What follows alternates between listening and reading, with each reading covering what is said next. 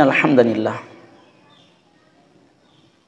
প্রিয় উপস্থিতি, আজকে যে টপিক নিয়ে আপনাদের সামনে উপস্থিত হয়েছি এটি একটি হৃদয় বিদারক ঘটনা।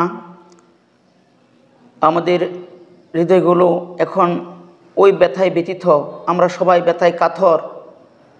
কারণ আমার এক ভাই,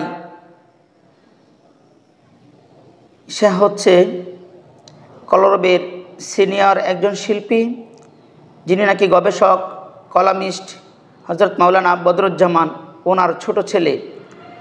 আমাদের দেশের কিছু ভাইদের অবহেলার কারণে আজকে ওনার ছেলে যেভাবে অপমৃত্যু হয়েছে, এমনিভাবে অনেকেই এই ভোগান্তি হচ্ছে।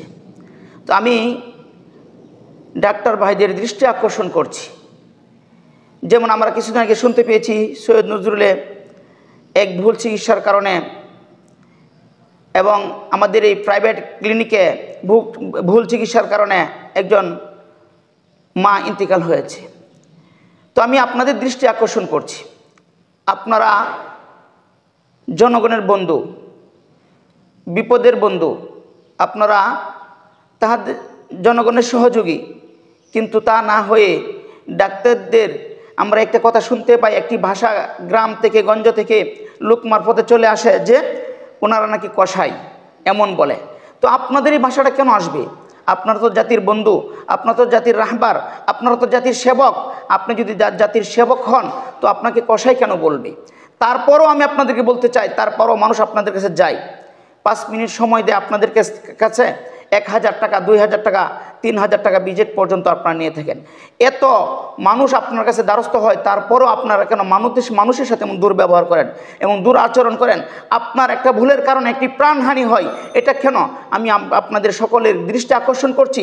যে সমস্ত চিকিৎসক ভাইয়েরা আছেন, আপনারা যারা রোগী দেখেন, আপনাদের দৃষ্টি আকর্ষণ করছি, আপনারা সুচিকিৎসা দেন, ভালোভাবে ফিকির করেন, সময় দেন।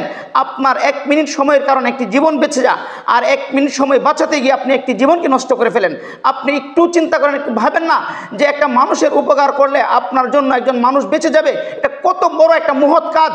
আজকে যে ভাই তার সন্তান হারিয়েছে, তার বেদনায়, তার কত কান্না, তার হৃদয় কী অবস্থা আছে সে নিজে বুঝতে পারে, এটা আমরা বুঝতে পারি না। আর যে ভাইয়ের চিকিৎসার কারণে সে মারা গিয়েছে, আমি ওই ভাইকে বলবো, আপনি কি করেন? সচেতন হন।